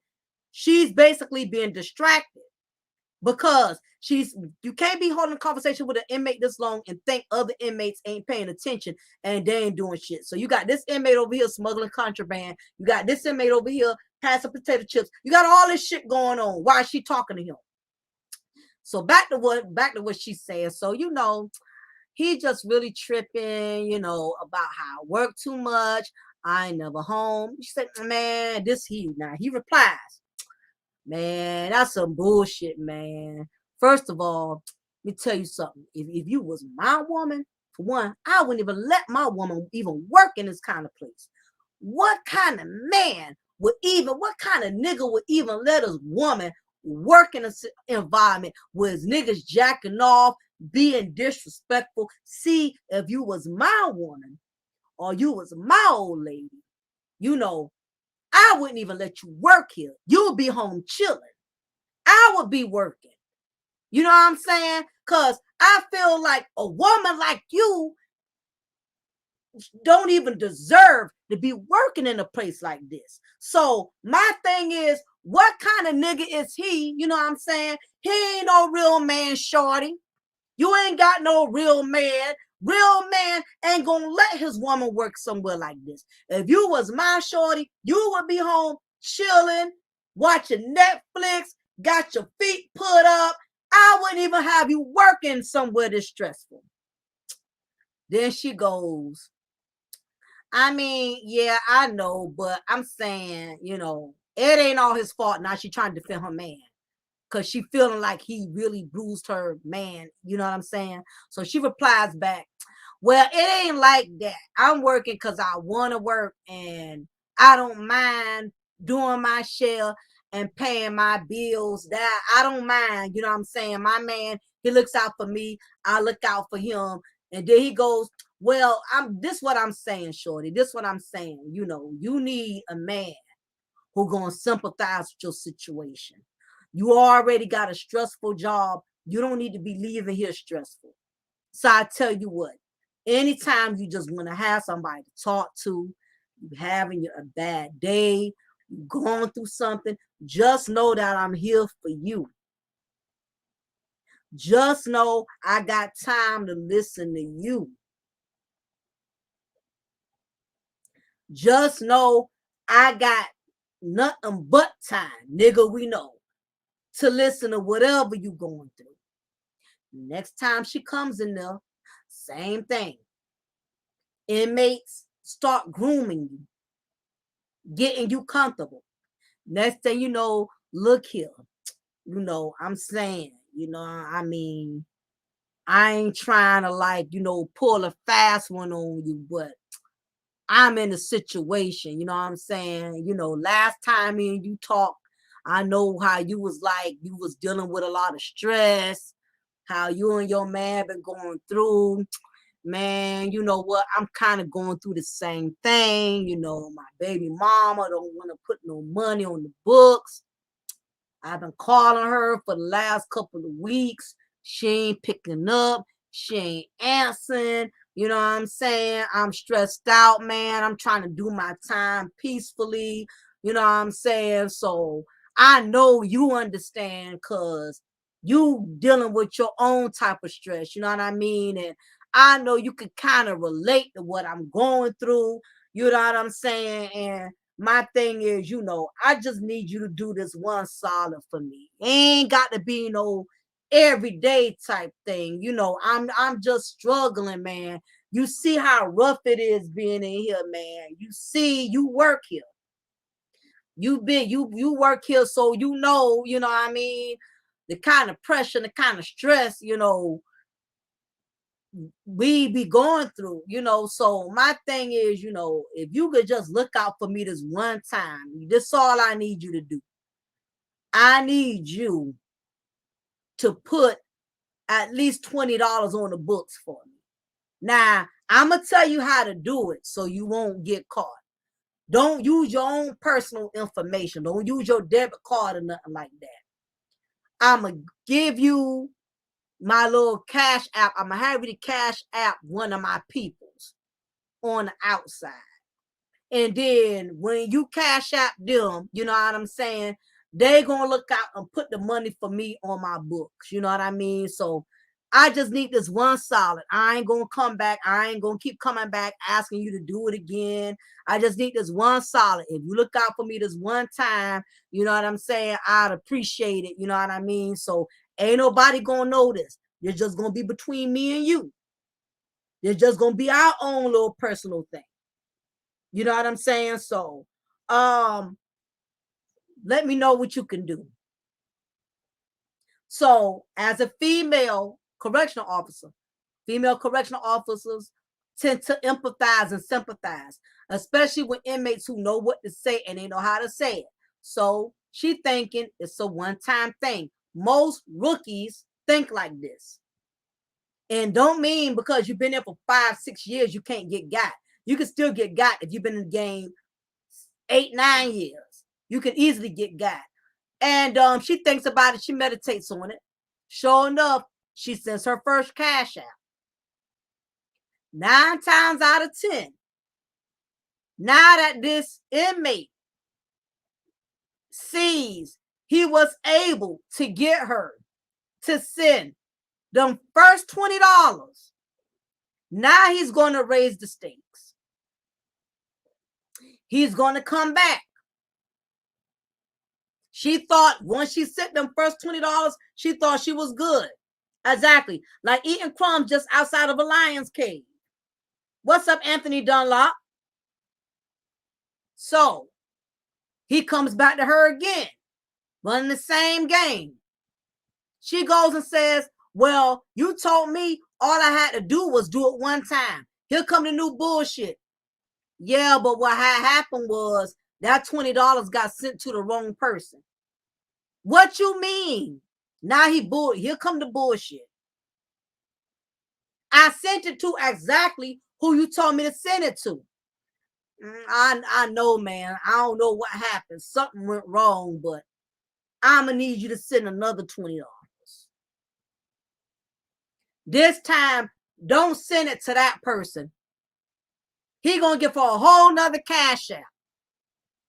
I'm going to need you to send it to this person. Because the last person, he ain't never put the money on the books. Okay. All right. I'm going to do this one more time. This time it better be for the right person. Because I'm not going to keep putting myself in a situation. Okay, I got you. One more time. So she sends it. One more time. Now, she has another inmate, one she never met, never was cool with him like that. What's up, Officer Johnson? What's up, Green? What's up? Hey, just letting you know, I heard you been looking out for my man. What? What you mean? Come on, model. Don't play stupid, man. Come on. You know what I'm talking about, man. You look out for my man twice. Are you serious? Yeah, I'm serious. When you gonna look out for me?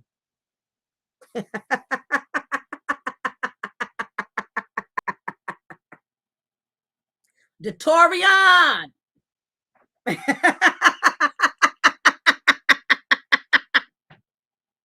This shit is getting good. It's like I'm being a storyteller, ain't it? I need to write a book on this shit. So now inmate Gray. I already know you done looked out for my man twice. You done already told me, you know what I'm saying? I already know what's going on between y'all. How you know? I ain't even look out for him. I ain't even, Bob, don't even try that. I already know you sent so-and-so $20. You sent so-and-so $20. I thought me and you was cool too. Oh, you can look out for him, but you can't look out for me, huh? What's so special about him? Well, you can look out for that nigga, but you can't look out for me.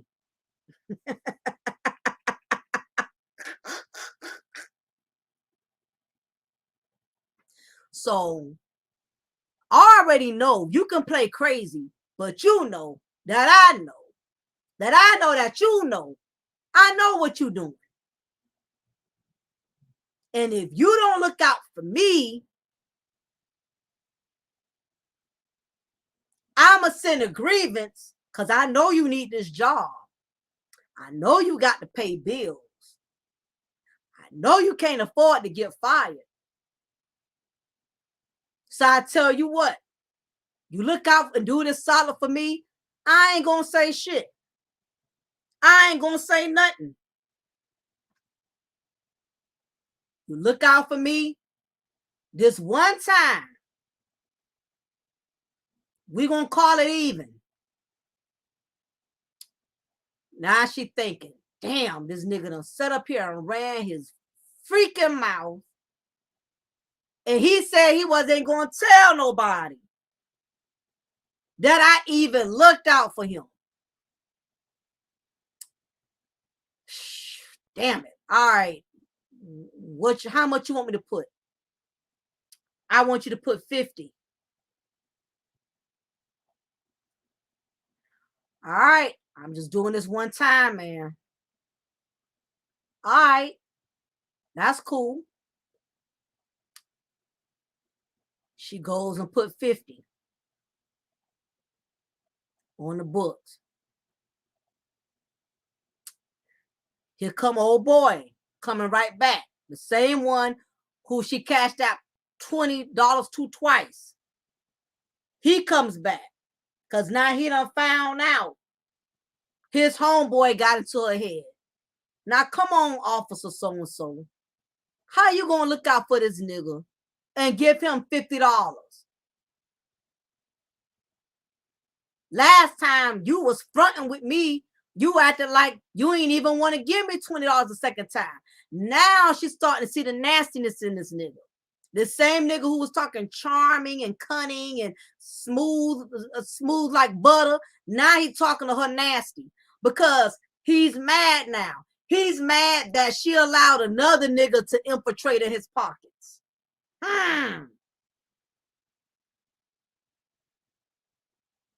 The story gets better, y'all.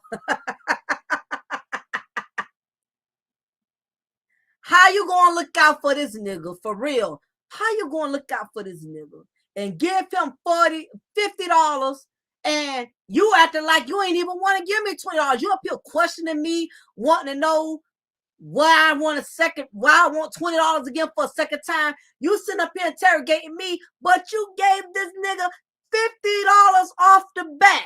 What's up with that? What's up, Real L. Collins? For everybody who's coming in, I'm basically doing a scenario on how officers get suckered into getting caught up in situations in which they end up losing their jobs over smuggling things inside the correctional facility. So in this case, I am posing as a female officer that is getting pimped by inmates. Now, the inmate who I've been talking to and been sharing all my problems with, I done gave him $20 twice. He ran his mouth, told one of his other inmate friends. Now his friend hit me up for $50. Now he's upset because I let another nigga infiltrate into him giving me money. So this is what's going on. What's up, real Aaron Collins? So, oh shit, this shit getting too much now. All right, I'll go ahead and send you $50.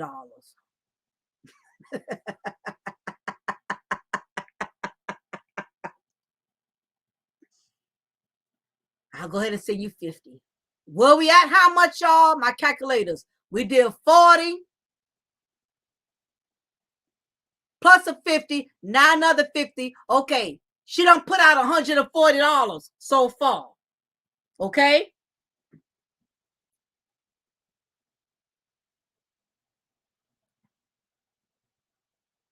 Now here comes another inmate. Because let me tell you something. Inmates are worse than black. Let me tell you something. Inmates run their mouth more than black women. Oh, yeah, Christina. Of course, that happens too. Plenty of times. Oh, plenty of female officers got fired for giving sexual favors. Oh, yeah. It didn't happen a lot at my facility, but it does happen. So here come another inmate. Male inmates are worse than black females. Inmates gossip, run their mouth more than black women. Period. Because they want egos. They want to get that. They want to get their ego stroked. Nothing makes an inmate feel powerful when he could go and brag to other inmates how he got a female officer under his thumb. He's not going to hold that down. If he was a smart inmate, he will hold it down so he could keep benefiting. But the ones who love to be seen, the ones who love to be popular, who love to have their ego stroke, they will run their mouth and they will go and tell everybody what you do for them. So here comes inmate number 3. I already know what's going on. You don't looked out for Johnson. You don't looked out for Gray. Now I'm gonna need you to look out for me. I want 100. I need $100. Little $50, $20 ain't gonna help me. I need 100. I already know what's going on and who, how you been looking out for other dudes. So I need a solid. I need a solid on this one. Now she done put, what's she at? 240. I could go on and on and on and on. Y'all see where I'm going with this. I say all that to say this. You can never pay the debt of an inmate off. You may lie and tell yourself you're going to do it one time. You may lie and tell yourself because you got that badge, you could shut it down anytime you want. Once you go outside of policy, once you open that door and you get that ball rolling, you're done. You're done. You're done. This is what happened with these officers. And keep in mind, this is a prime example. It can happen to anybody. We got a young black male, he got infiltrated. We got a young white male, he got infiltrated. We got a young black female, she got infiltrated. We got an older black male. You're not exempt from getting caught up in the matrix.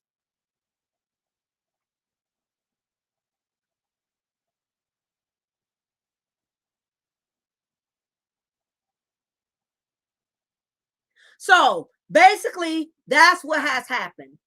Once you start doing favors, like somebody said it in the chat, the leverage gets high. Like Christina said, sometimes the money ain't good. Now these guys want sexual favors, especially when it comes to dealing with female.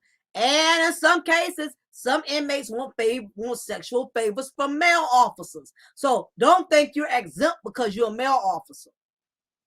Okay? Because you got some guys out here that are down low. You know, let's face it. So basically, this is what happens. Once you open Pandora, yep, like Detroit said, once you open Pandora's box, there is no turning back. Like I said, getting fired is one thing. Getting arrested is another. It's never a good look when an officer, it's never a good look when an officer has on a uniform. When an officer is arrested because of an inmate. Because of an inmate. That's never a good look. And that's basically what happened. This happens a lot in corrections. It's easy to fall in temptation because again, a lot of these officers, they don't make a lot of money. They don't make they don't take home a lot of money.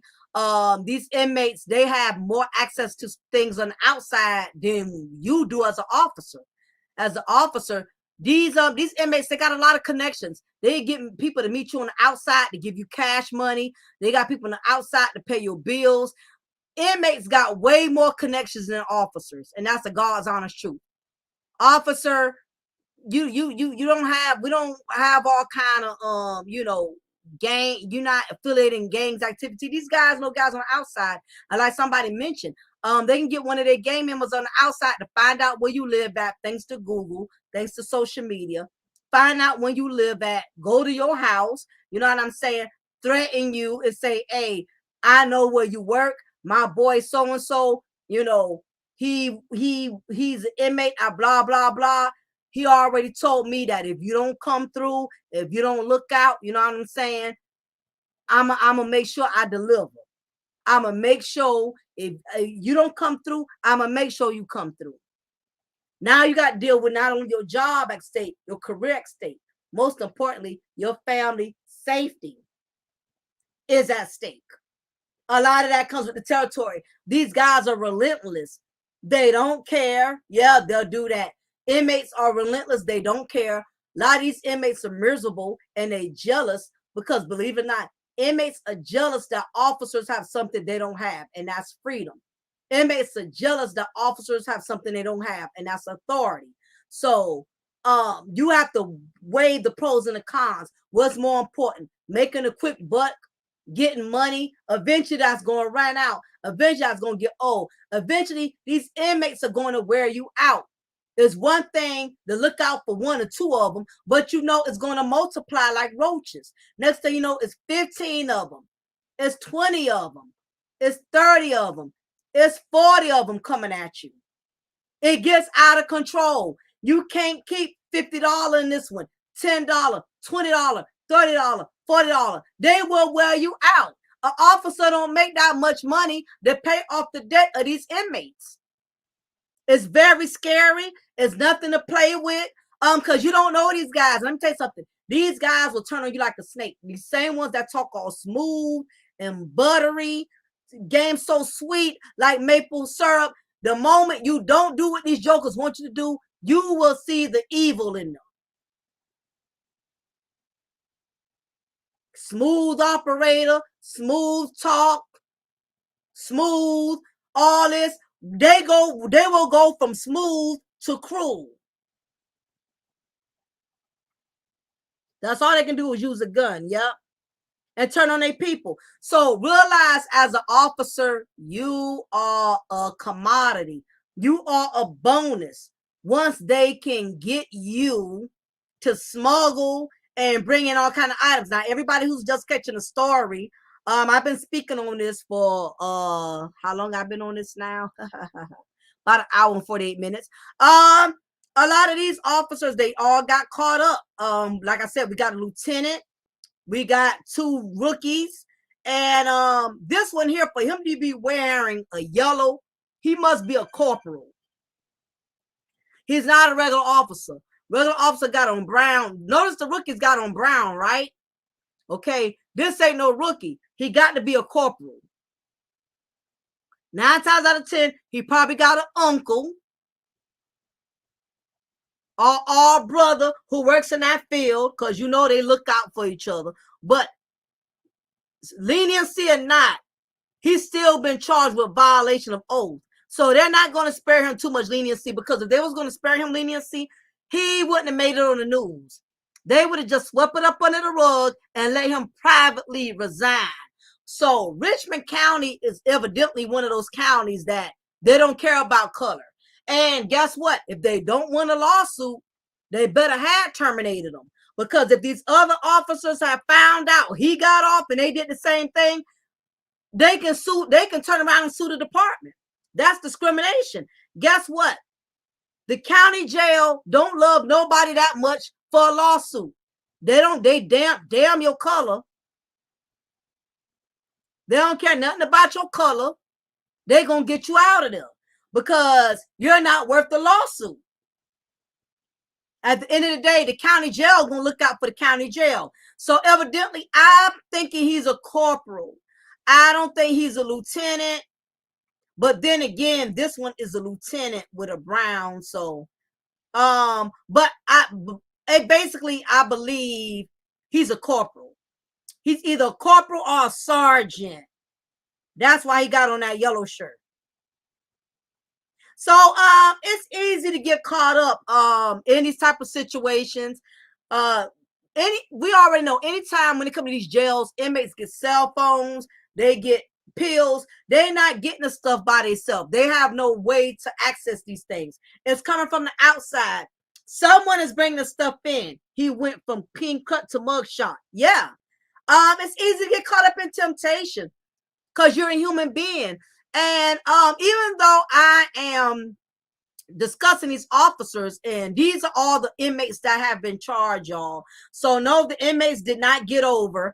Every last one of them that participated with these officers, all of them got charges. Stokes, Jackson, all these inmates, all of them have been caught with tobacco, with shanks, all of them got additional charges. But hell, most of them wasn't going home anyway. So they could care less about the charges they got. This stings the officers because it's their career and it's their badge, you know, their reputation. All of that has been pretty much jinxed at this point. Now, keep in mind, all of these shanks and stuff, they were able to make because the officers was helping them smuggling items. And I don't know why, as officers, they didn't think y'all helping them smuggling these items, they can use these same shanks against you. The moment you piss them off, the moment you don't do what they say, they could turn around and shank you. So good thing the jail was on it, and somebody leaked the birdie. And that's the thing. Somebody's always snitching. Somebody is always snitching. You cannot trust as an officer. You cannot think because you're looking out for one or two of them. These jokers always running their mouth. Me personally, if I was an inmate and I had an officer looking out for me, I'm not going to rat it out to other inmates because that's my connection. That's my bread. That's how I'm eating. That's how I'm surviving. I'm not about to tell none of these Negroes in this jail so they can bust up my connection. They can mess me up. If you got a female officer looking out for you, why are you going to sit up here and run your mouth? But that's what they do because they want brownie points. I got an officer sneaking me some stuff in. I'm going to put these dudes on and tell them, hell no. That's my personal connection. What's up, Fred Hampton? That's what I'm saying. You know how hard for an inmate to get stuff? You know how hard it is? You know how difficult it is for an inmate to get stuff? And you're going to sit up here and write out your one connection and let everybody know, hey, Officer Johnson been putting money on my books every week, knowing how grimy these dudes are. These grimy dudes hitting up your connection. They got your officer who been put money on your books. Now she put money on their books. And let me tell you something. Even though these guys don't care. But let me tell you something. At the same time, these inmates care because now they done lost their connection. They don't care. These officers lost their job, but make no mistake about it. They hurt because their connections are gone now. Not only that, they got charges added on now. Instead of everybody playing it cool, keeping their mouth closed, it's always a hating ass person that's gonna snitch. Somebody who wasn't getting part of the pie was getting mad because other people was getting part of the pie. They told 9 times it wasn't the ones. Let me tell you something. It wasn't the ones who was benefiting that told. It was the ones who wasn't benefiting, who wasn't getting nothing out of the pie. Them the ones who told. The ones that was winning and eating good, getting money on the books, them ones didn't tell. It's the haters from the sidelines who see these guys eating good, getting money on the books. They broke, busted, disgusted, can't get no commissary. Mama, daddy won't send them no money.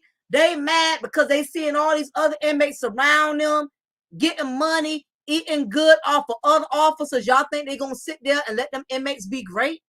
You think they're going to sit there and let them officers be great?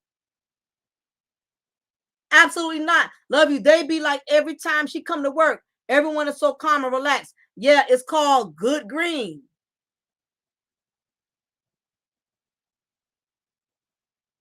These officers, like I said, they were, and this doesn't mean that they're bad people. You can easily get caught up, you can get caught up in the game if you're not careful. You don't need to be fraternizing too many times with these inmates. You don't need to be comfortable. They don't need to know your personal business. A lot of times these inmates, they know officers ain't making that much money. They know these officers are struggling.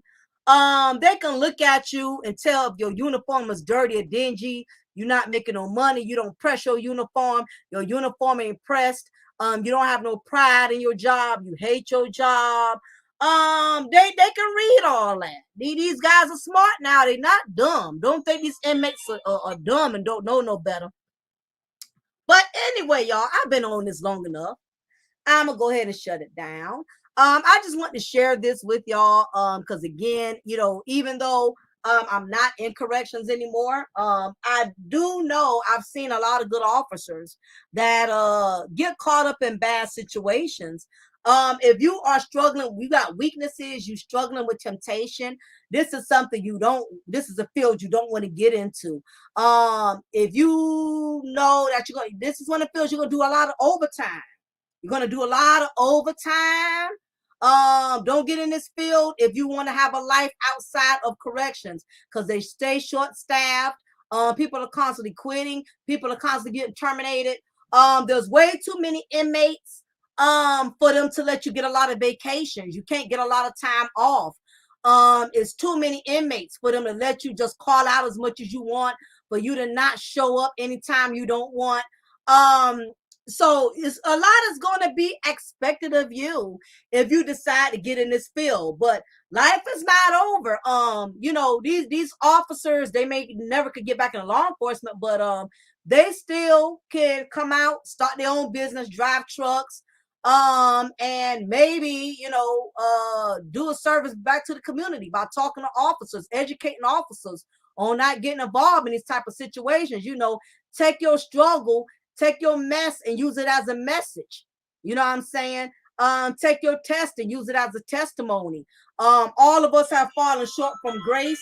So anyway, y'all, I'm gonna go ahead and shut it down. It's your diva and knowledge lady Mocha. Remember, I'm gonna always pour you a cup of truth. I'm gonna always break you off a slice of knowledge. Y'all be blessed. Take care. Hello.